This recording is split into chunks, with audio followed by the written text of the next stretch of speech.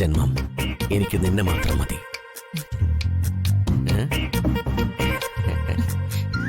ഇങ്ങനെ നാണമില്ലാത്തൊരു മനുഷ്യൻ.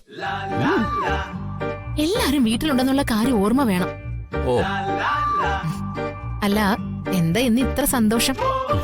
നമ്മൾ ആഗ്രഹിച്ചിരുന്ന സ്ഥലത്തെ ഉടൻ തന്നെ സ്വന്തമായിട്ടൊരു വീട് പണിയാനുള്ള സാധ്യതകൾ തെളിയുന്നുണ്ട്. പിശുക്കിന്റെ ഭാഷ മാറി ഉത്തരവാദിത്തമുള്ള ഒരു ഗൃഹനാഥന്റെ ഭാഷ കേൾക്കാൻ പറ്റിയല്ലോ. സന്തോഷം.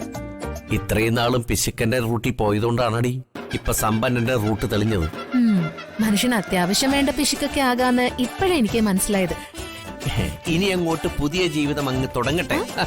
അപ്പോൾ ഭർത്താവിന്റെ മുൻശുണ്ടിയും സ്വാർത്ഥതയും പിശുക്കുമൊക്കെ അധികപ്പറ്റല്ലായിരുന്നു നീ മനസ്സിലാക്കാൻ പോകുന്നതേയുള്ളൂ. നിങ്ങൾ ഇനിയും വിഷയത്തിലേക്ക് വന്നില്ല. അടുത്ത കാലത്തൊന്നും നിങ്ങൾക്ക് കമ്പനി ശമ്പളം കൂട്ടി തന്നിട്ടില്ലല്ലോ. പിന്നെ എവിടുന്നാ ഈ വീടുണ്ടാക്കാൻ പണമൊക്കെ? ഏജൻസി പോലെയുള്ള പരിപാടി സൈഡ് ബിസിനസ് ആയിട്ട് ഞാൻ തുടങ്ങിയിട്ടുണ്ട്. അതെന്ത് ബിസിനസ്സാ? അത് പിന്നെ എവിടെ അതിന്റെ ഓഫീസ്? അങ്ങനെ സ്ഥിരമായിട്ടൊരു ഓഫീസൊന്നുമില്ല, ഒരു ഓൺലൈൻ വർക്ക്. ഈ ഫോൺ വിളിച്ചാ കസ്റ്റമേഴ്സുമായിട്ട് ബന്ധപ്പെടുന്നത് തന്നെ. അവർക്ക് ആവശ്യമുള്ള സേവനമൊക്കെ ഞാൻ കൃത്യമായിട്ട് ചെയ്തു കൊടുക്കുന്നുണ്ട്. എന്റെ സേവനം തൃപ്തികരമായാൽ നല്ല രീതിയിൽ കമ്മീഷൻ കിട്ടും. വാങ്ങിയ സ്ഥലത്തുടനെ പുതിയ വീടിന് തറക്കല്ലിടണം. അതിനായി അച്ഛനോട് കുറച്ച് പണം ചോദിക്കണം. എന്താ പെട്ടെന്ന് നിന്റെ മുഖത്തൊരു മങ്ങല്, വോൾട്ടേജ് പോയ പോലെ? അച്ഛൻ ജോലിയിൽ നിന്ന് റിട്ടയർ ആയിട്ട് വന്നിരിക്കുമല്ലേ, ഈ സമയത്ത് പണം ചോദിക്കുന്നത് ശരിയാണോ? എടി, ഇപ്പോഴാ പണം ചോദിക്കേണ്ട ശരിയായ ടൈം. അച്ഛൻ റിട്ടയർഡ് ആയി എന്നുള്ളതേ എനിക്ക് സന്തോഷ വാർത്തയാ. PF-ഉം മറ്റാനുകൂല്യങ്ങളുമായിട്ട് ലക്ഷങ്ങളെ കിട്ടാൻ പോകുന്നത്. ഭാഗ്യക്കുറി അടിച്ചതുപോലെയല്ലേ? അച്ഛനമ്മമാർക്ക് അതിൻ്റെതായ ബാധ്യതകളും ഉണ്ടല്ലോ. വന്ദനയുടെ വിവാഹം നടത്തണം. പിന്നെ അച്ഛനമ്മയ്ക്ക് വെച്ചു കൊടുക്കാൻ ഏറ്റിരുന്ന സ്വപ്ന വീടിന്റെ പണിയും നടക്കണം. അതൊക്കെ വലിയ ബാധ്യതകളാ. അതുകൊണ്ട് ഏട്ടൻ അച്ഛനോട് പണമൊന്നും ചോദിക്കരുത്, പ്ലീസ്. അച്ഛന്റെ ബാധ്യതകളൊന്നും നടക്കാൻ പാടില്ല എന്ന് ഞാൻ പറയുന്നില്ല. അച്ഛന്റെ ബാധ്യതകൾ തൽക്കാലം മാറ്റിവെക്ക. ആ സ്ഥാനത്ത് എന്റെ ബാധ്യത കയറ്റിവെക്കുന്നു, അത്രയുള്ളൂ.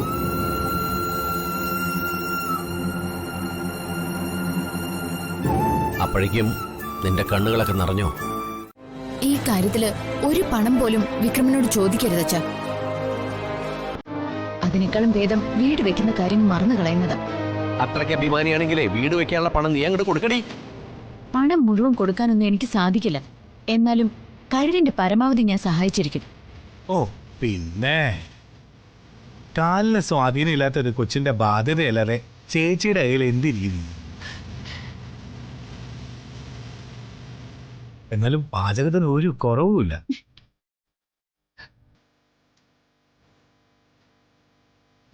മോള് വിഷമിക്കാതെ.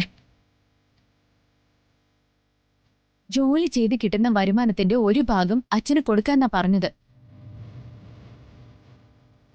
അതിനുള്ള മനസ്സെനിക്കുണ്ട്.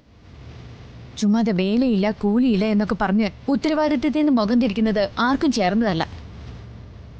നിന്നോടാ പറഞ്ഞേ. മതി.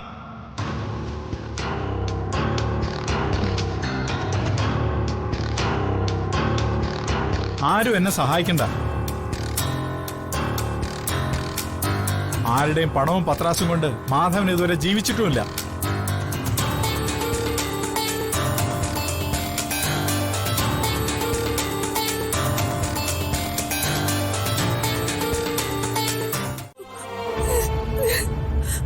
മോളെ, നീ കാര്യം പറ.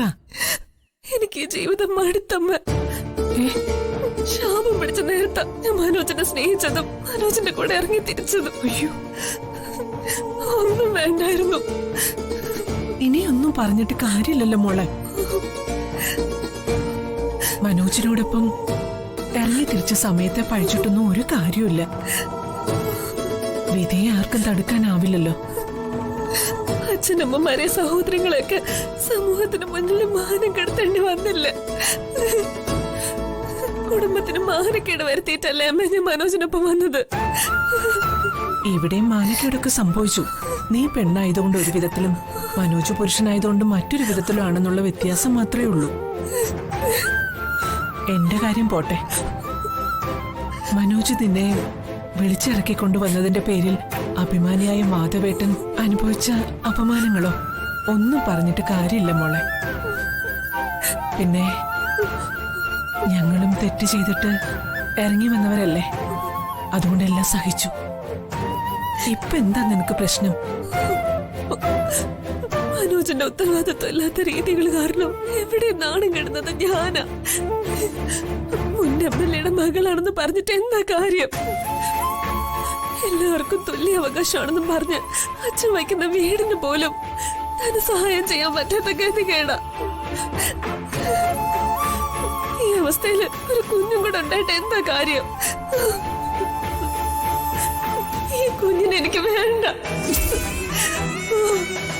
ഗതികെട്ട അച്ഛന്റെ കുഞ്ഞ് ഭൂമിക്ക് അധികം പറ്റ. അയ്യോ, അങ്ങനെയൊന്നും പറയല്ലേ മോളെ. ഞാനിതിന് അയ്യോ അങ്ങനെയൊന്നും പറയാതെ. മഹാപാപം പറയല്ലേ മോളെ. മക്കളില്ലാതെ നീറി നീറി കരയുന്ന ആയിരക്കണക്കിന് സ്ത്രീകളുണ്ട് ഇവിടെ. കരയാതെ. നിന്റെ വേദന അമ്മയ്ക്ക് മനസ്സിലാവും മോളെ. അത് പരിഹരിക്കാൻ എന്തെങ്കിലും ഒരു വഴി അമ്മ കണ്ടെത്തിക്കൊള്ളാം.